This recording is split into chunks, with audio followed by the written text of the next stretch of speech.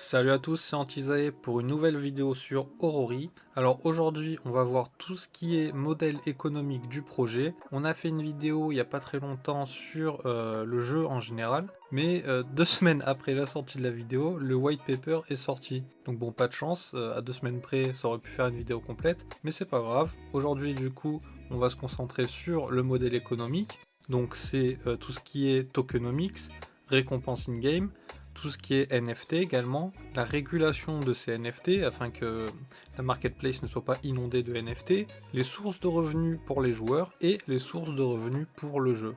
Par ailleurs, j'ai une petite annonce à vous faire. Donc jeudi 10 mars à 21h, je serai en live sur Twitch avec Zacrypto. On va discuter d'Aurori, du white paper qui est sorti, de la tokenomics, des mécanismes de gameplay, enfin de tout un tas de choses en rapport avec Aurori. Donc je vous invite à me retrouver à 21h le jeudi 10 mars sur la chaîne Twitch de Zacrypto. Je vous mets le lien dans la description.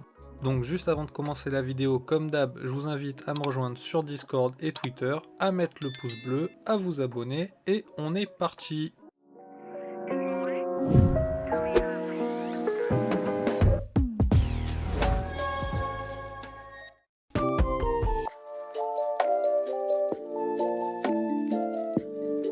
Alors dans un premier temps, on va se concentrer sur la tokenomics. Donc la tokenomics, c'est tous les aspects propres au token d'Aurori, donc le Ori. Ce token, eh bien, il a plusieurs utilités. Donc déjà, ça va être la monnaie utilisée en jeu. Donc c'est ce qui va vous permettre d'acheter sur la marketplace, d'acheter directement auprès du projet, de mettre en vente, de récupérer des récompenses. Du coup, vous allez récupérer des Ori en jouant. C'est également, par exemple, quand vous allez avoir des actions in-game qui vont nécessiter de payer, eh bien ça sera effectué en Ori. Donc par exemple, faire éclore vos œufs, on va y revenir après. Ça peut être aussi l'accès au PVP en stackant des Ori. Ça peut être également la gouvernance, parce que le token Ori est également un token de gouvernance.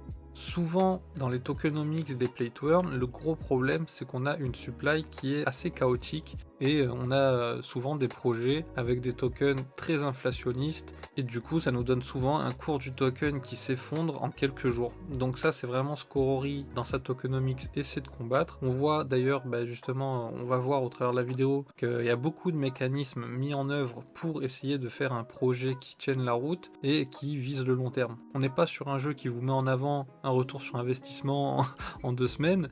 Non, là, c'est pas ça l'idée, c'est de faire un vrai jeu et accessoirement de gagner de l'argent. Donc c'est pas en jouant que vous allez faire fortune, mais vous allez tout de même pouvoir gagner quelques récompenses en jouant. Donc on est parti. Alors dans un premier temps, on va voir la répartition des tokens Ori, parce que comme je vous ai dit, c'est une supply qui est limitée. Il y a au maximum 100 millions de jetons, il n'y en aura pas plus qui seront générés, et donc ces jetons, ils sont répartis dans différentes allocations. Donc on a l'allocation de ce qu'ils appellent Ecosystem Found. Donc dans ce Ecosystem Found, c'est 7% de la supply totale, 5% qui reviennent à la DAO, ça on va y revenir après, 2% pour le Community Fund, donc ça grosso modo c'est le marketing, 7% qui était pour la public sale, donc ça c'est la vente publique qui a eu lieu il y a quelques mois, 15% pour la team, 18% pour les seed investors, donc eux c'est les investisseurs early, c'est les venture capital etc, qui ont eu d'ailleurs je crois si je dis pas de bêtises le token à 22 centimes, donc ils sont mis très très bien. Il y a ensuite 25% pour ce qu'ils appellent Play to Earn, donc ça c'est tout ce qui va être récompense, aussi bien récompense in-game que récompense de stacking ou récompense de tournoi.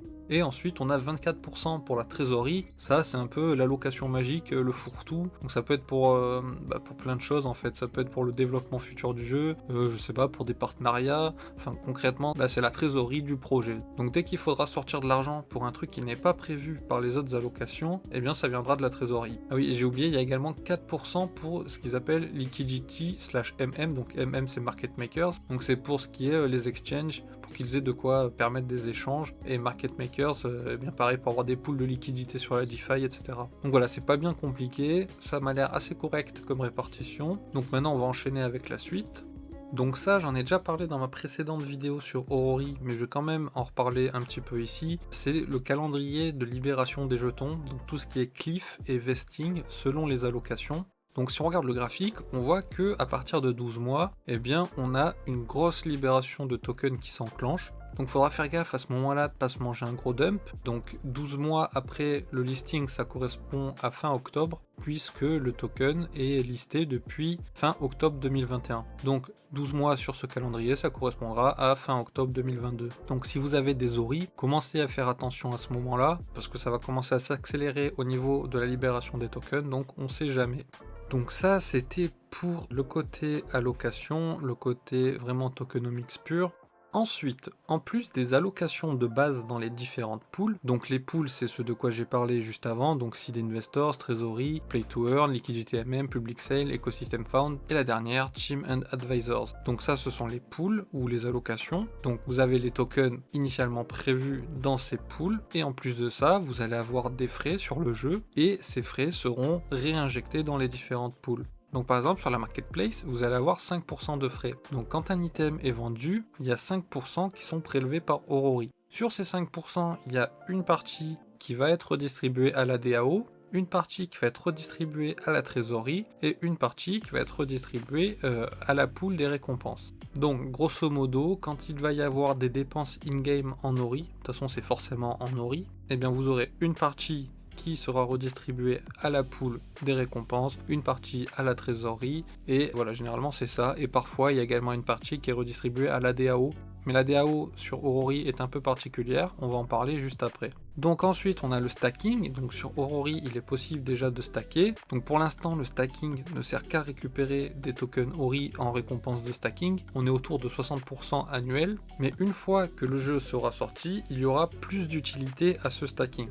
Donc il y aura toujours le yield, donc les récompenses de stacking. Vous aurez également accès au PVP, parce qu'on va voir que pour accéder au PVP sur Ori, il faudra stacker un petit peu de Ori. Alors on ne connaît pas le montant pour l'instant, mais voilà, on sait qu'il faudra stacker des Ori. Il y a également le fait d'être considéré en stackant comme un joueur investi, donc ça on va voir ce que c'est un joueur investi sur Orori. Et il y a le dernier point, c'est l'accès à la gouvernance. Donc sur Orori, pour avoir accès à la gouvernance, il faut d'une part posséder des Ori et d'autre part stacker des Ori. Donc je viens de vous parler des joueurs investis. Donc sur Orori, il y a ce que l'on appelle les joueurs free-to-play et les joueurs investis. Donc les joueurs free-to-play, c'est assez simple à comprendre, c'est les joueurs qui jouent sans dépenser d'argent sur Orori. Et ensuite, il y a les joueurs investis. Donc ce sont les joueurs qui possèdent un ou des Aurorian, ce sont les joueurs qui stackent des Ori, ce sont les joueurs qui ont une équipe de Nefties, donc ça peut être soit en la louant, soit en ayant looté des Nefties in-game, ou soit en les ayant achetés sur la marketplace. Donc concrètement, c'est ceux qui ont investi dans le jeu, tout simplement. Et donc vous allez me dire, ok, mais à quoi ça sert? Enfin, qu'est-ce que ça change d'être un joueur investi ou un joueur free-to-play? Eh bien, ça va changer ce que vous allez pouvoir gagner in-game.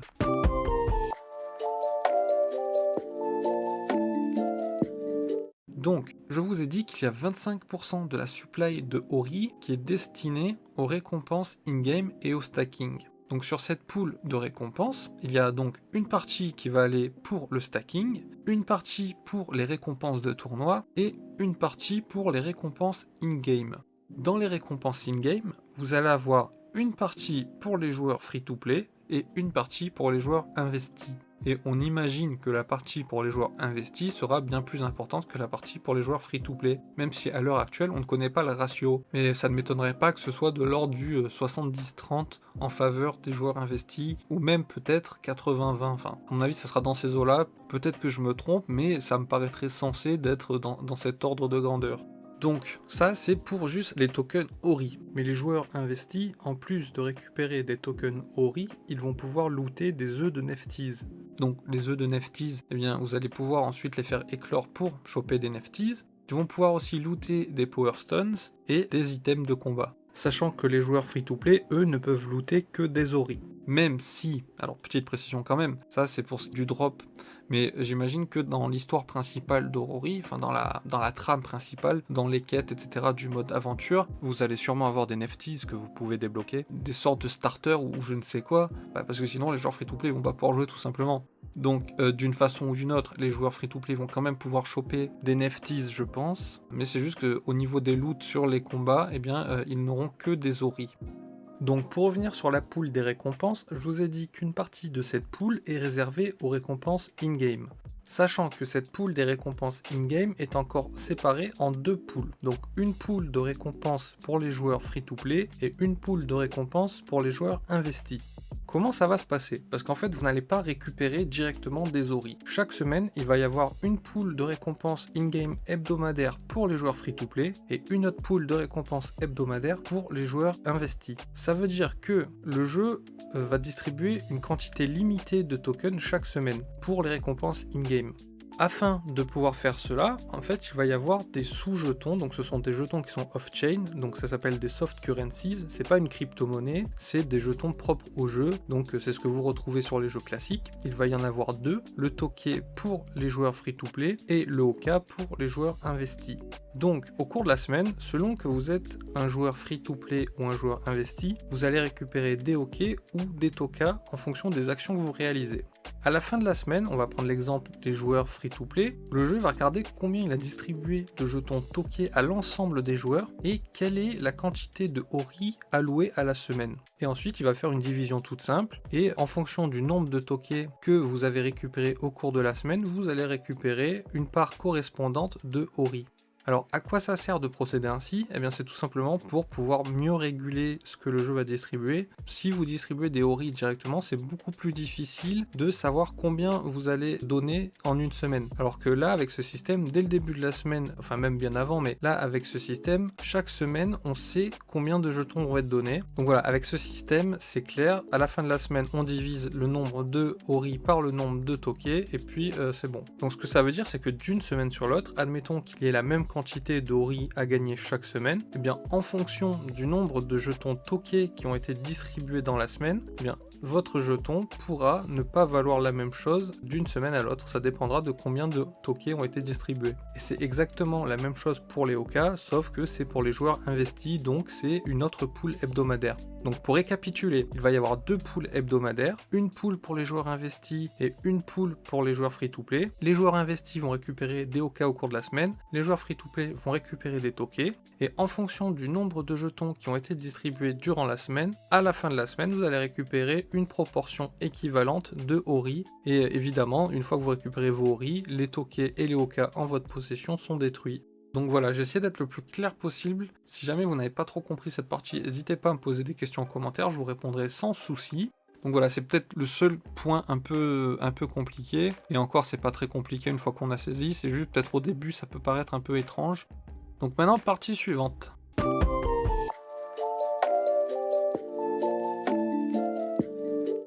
Donc maintenant, on va parler des différents types de NFT qu'on peut trouver dans Orori. Donc vous avez ce que j'appelle dans un premier temps les NFT spéciaux, donc ça va être les Golden Tickets. C'est ce qui va vous permettre de participer aux Worlds, donc les tournois qui ont lieu tous les 6 mois. Dans ces NFT spéciaux, je mets aussi les airdrops, voilà ce genre de trucs. Donc voilà, ça c'est un peu particulier. Ensuite, on a évidemment les Nefties et les œufs, donc les œufs de Nefties, ça on va y revenir. On a ensuite les Aurorians et les Tacticiens. Donc les Tacticiens, c'est quelque chose de nouveau, c'est quelque chose qu'on ne connaissait pas jusqu'à maintenant et qui a été ajouté au white paper. On a ensuite les Lands, et ensuite on a tout ce qui est item in-game, donc les cosmétiques, les consommables. Dans les consommables, vous allez avoir les Power Stones, les potions, et sans doute d'autres consommables que l'on ne connaît pas encore, et également sans doute d'autres types d'items in-game que l'on ne connaît pas encore non plus. Donc maintenant, tous les types de NFT que je vous ai dit, on va voir en détail ce que c'est. Donc les Aurorians, donc ça c'est par rapport à la DAO, vous avez en tout 10 000 Aurorians, donc ça je vais pas revenir sur ce qu'est la DAO, etc. Je vous invite à aller voir la précédente vidéo. Mais voilà, sachez qu'il y a 10 000 Aurorians et qu'il n'y en aura pas plus qui seront générés. Donc ça c'est un asset, pas besoin de s'y attarder, c'est un asset qui n'est pas inflationniste, donc pas de problème. Ensuite on a les Tacticiens. Pour l'instant, on ne sait pas grand chose sur leur supply ou sur leur obtention. On a eu pas mal d'informations sur leur utilité in-game, donc ça va être une composante essentielle du gameplay.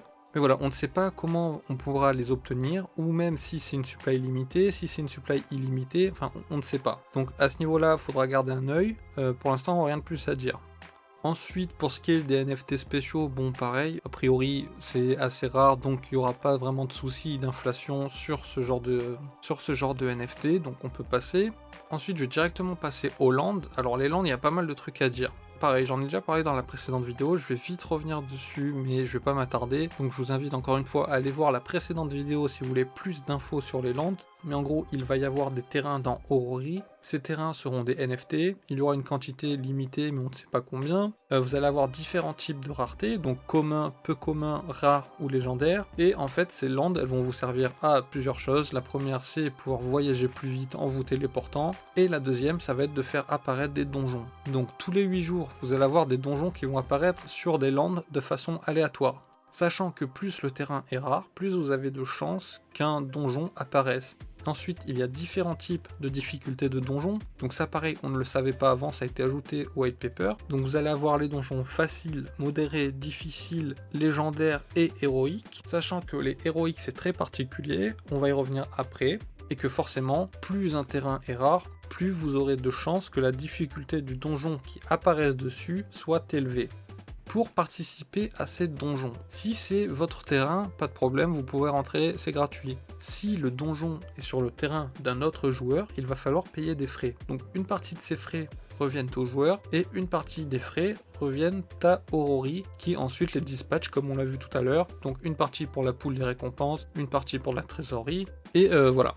Donc je vous ai dit le niveau de difficulté maximum, donc le niveau héroïque, c'est un peu particulier. Pourquoi? Parce que si vous réussissez, très bien, vous allez avoir des récompenses vraiment sympas, vous allez être content du voyage. Mais par contre, si vous échouez le donjon héroïque, vous allez devoir détruire un FT. Donc en quittant le donjon, vous allez devoir choisir un FT à abandonner, donc il va être burn, et c'est ciao quoi, vous perdrez tout ce qui est lié au NFT. Donc voilà, ça c'est très bien, on va en parler après parce que ça va ajouter du coup ce que l'on appelle une mécanique de burn et on va le voir juste après. Donc avant de parler des mécaniques de burn des NFTs, on va parler tout simplement des NFTs et des œufs. Donc les NFTs et les œufs, c'est l'asset le plus inflationniste du jeu. C'est pour ça que Orori a dû penser à plusieurs façons de réguler la circulation de NFTs et des œufs de NFTs. Donc les NFTs, premièrement, vous allez pouvoir les obtenir en les achetant sur la marketplace ou peut-être lors d'événements, vous allez peut-être avoir la possibilité de récupérer des NFTs directement. Et j'ai même envie de dire, ça m'étonnerait pas qu'on puisse en récupérer en tant que starter, donc directement au début des petits NFTs. Mais voilà, grosso modo c'est tout. Sinon, pour obtenir des nouveaux NFTs, en fait vous allez looter des œufs de NFTs. Donc ces œufs de NFTs, il va falloir les faire éclore. Pour les faire éclore, il va falloir payer des oris. Et les oris que vous allez payer, je vous laisse deviner où c'est qu'ils vont atterrir. Une partie pour la pool des récompenses et une partie pour la trésorerie.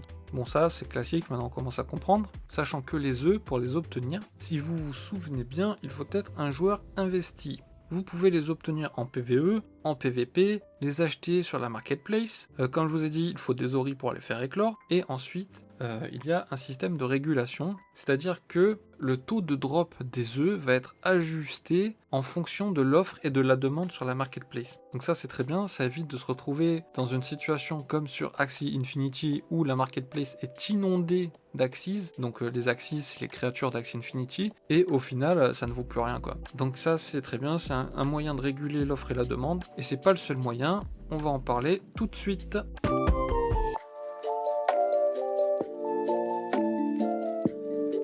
Donc pour réguler la quantité de NFTs in-game, il va y avoir des mécanismes de burn. Vous allez me dire à quoi ça sert? Dans un premier temps, quand il va y avoir beaucoup de nouveaux joueurs qui arrivent sur le jeu, ça sera pas un problème. Même si beaucoup de NFTs vont être générés par le jeu, vous allez avoir beaucoup de nouveaux joueurs et du coup il va y avoir une forte demande de NFTs.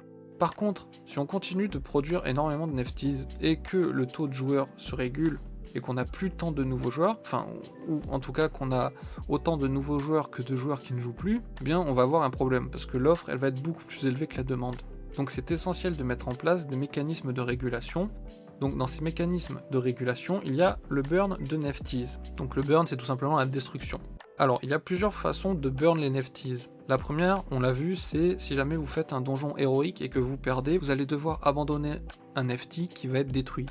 La deuxième, c'est vos NFTs vont avoir des capacités. Quand ils vont éclore, ils vont avoir un certain nombre de capacités. Il va y en avoir qui sont préétablies et il va y en avoir qui vont être données aléatoirement en fonction du type de NFT. Donc c'est, par exemple, je sais pas, je dis une bêtise, mais admettons vous allez avoir peut-être 20 capacités possibles et sur les 20 capacités possibles, vous allez en récupérer 3 aléatoires. forcément il va y avoir des capacités qui vont être plus intéressantes que d'autres.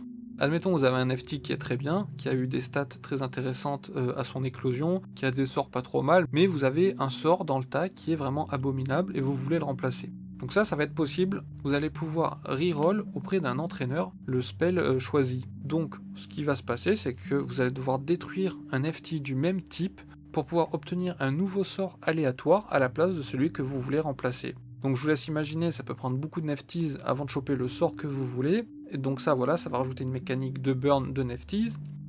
Ensuite c'est pas fini, il va y avoir les tournois semestriels, donc chaque année il va y avoir 2 tournois, ils appellent ça les tournois annuels, mais en réalité il y en a 2 par an, donc c'est semestriel. Mais chaque année du coup vous allez avoir 2 grands tournois, et dans ces grands tournois, quand vous perdez, vous allez devoir pareil comme en héroïque, détruire des nefties. Et dernier élément de burn de nefties, c'est le laboratoire. Donc le laboratoire, c'est ce qu'ils appellent un point of interest. En gros, c'est un endroit sur la map qui est affiché, et à cet endroit, vous allez pouvoir détruire des nefties ou des power stones pour avoir une chance de récupérer un item aléatoire rare. Donc pareil, ça rajoute du burn de nefties. Pour les œufs, évidemment, quand les œufs éclosent, ils sont burn. Et ensuite, comme je vous ai dit tout à l'heure, selon l'offre et la demande sur la marketplace, eh bien le taux de drop in game va être régulé. Donc voilà, les nefties et les œufs m'ont l'air d'être vraiment bien pensés dans leur régulation, donc j'espère que ça va fonctionner. C'est difficile à dire tant que le jeu n'est pas sorti, mais en tout cas, ils sont sur la bonne voie. Ensuite, il y a ce que l'on appelle les Power Stones, donc ça pareil, c'est un nouvel élément, ils en parlent dans le white paper, c'est un élément de gameplay, donc je vais pas en parler dans cette vidéo, c'est pas trop le but, mais sachez que pareil, ces Power Stones, vous allez pouvoir, comme les nefties, les burn dans le laboratoire pour avoir une chance d'obtenir un item rare. Et sinon, de base, c'est inconsommable, et ça vous donnera des avantages lors des combats, bon voilà, ça sera peut-être l'objet d'une prochaine vidéo, les Power Stones, les mécaniques de gameplay, etc. Là, on va pas vraiment approfondir ça. Donc voilà, ensuite le laboratoire, je vous en ai parlé, c'est pour avoir une chance d'obtenir des items rares en brûlant des nefties ou des power stones. Et ensuite, toujours concernant les NFT, il y a un point quand même que j'ai envie d'aborder, c'est la régulation des items. Donc là, je vous ai dit que le laboratoire, vous avez une chance d'obtenir un item rare en brûlant un NFT ou une power stone. Moi, la question que je me pose et à laquelle je n'ai pas de réponse, c'est qu'en est-il des items? Est-ce qu'il va y avoir un système pour réguler la supply d'items? Est-ce qu'on risque pas peut-être aussi d'avoir un problème avec la supply d'items qui sera peut-être trop conséquente? Est-ce qu'il faudrait pas également implémenter un mécanisme de régulation de la circulation des items? Donc voilà, ça je ne sais pas, on verra. Il faudra attendre que le jeu sorte, ou peut-être que la team nous donnera plus d'infos sur ce point-là, mais voilà. Bon, maintenant il nous reste 2 derniers points à aborder. Donc le premier c'est les sources de revenus pour les joueurs, et le deuxième ça va être les sources de revenus pour le jeu.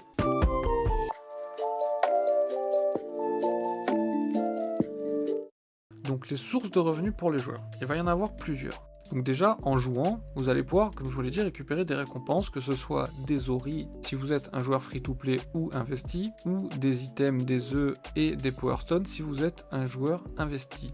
Alors clairement, on va se le dire, je pense pas que vous allez faire fortune comme ça. Pourquoi? Parce que le but d'Orori, c'est d'être un jeu. C'est pas un play to earn tout pourri qui vous promet un ROI en 2 semaines, ou si vous êtes dans les premiers investisseurs, bah super, vous allez récupérer l'argent que ceux qui arrivent derrière vous vont mettre. Donc ça s'appelle un Ponzi, mais c'est un jeu sur lequel vous allez jouer et accessoirement vous allez récupérer des récompenses. Mais le fait de gagner de l'argent, c'est secondaire. C'est pas le but principal du jeu.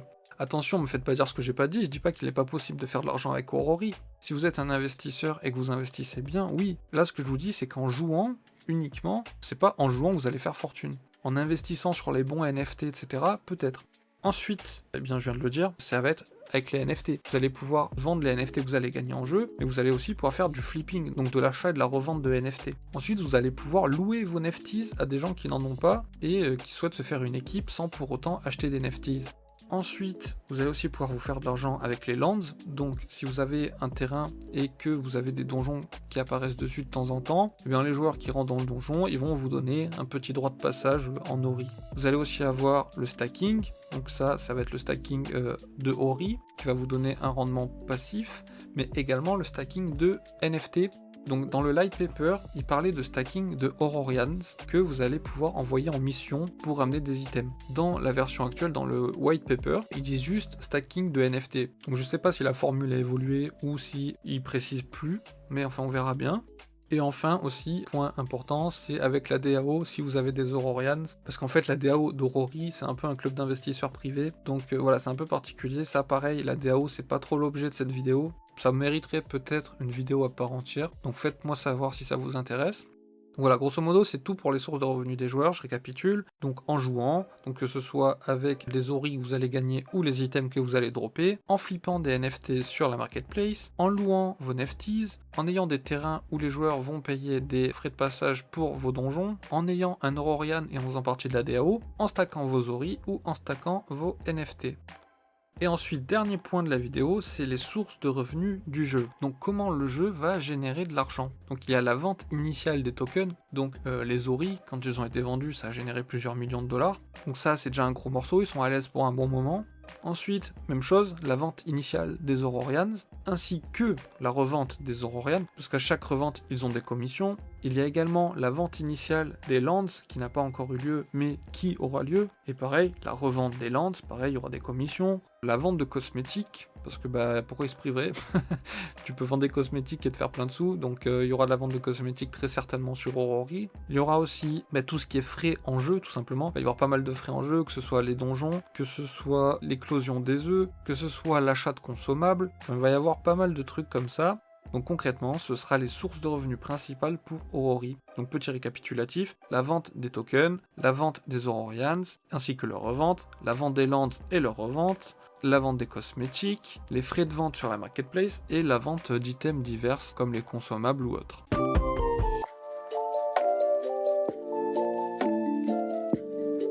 Donc voilà, c'est tout pour moi. Je pense qu'on a fait un peu le tour du modèle économique d'Aurori. Alors sur le papier, ça m'a l'air très clean, notamment leur système de régulation des NFTs et des œufs. Après, tant que le jeu n'est pas sorti, c'est difficile à juger de la viabilité de l'écosystème, mais en tout cas, ça a l'air très propre. Donc personnellement, je vais garder un œil dessus et je suis assez impatient de voir ce que ça peut donner. Alors je vous le redis un coup, jeudi 10 mars à 21h, je serai en live sur Twitch sur la chaîne de Zacrypto. Ça va être une émission spéciale dédiée à Aurori. On va parler de la tokenomics, des mécaniques de gameplay et de tout un tas d'autres choses. Donc retrouvez-moi jeudi 10 mars à 21h sur Twitch, je vous mets le lien dans la description.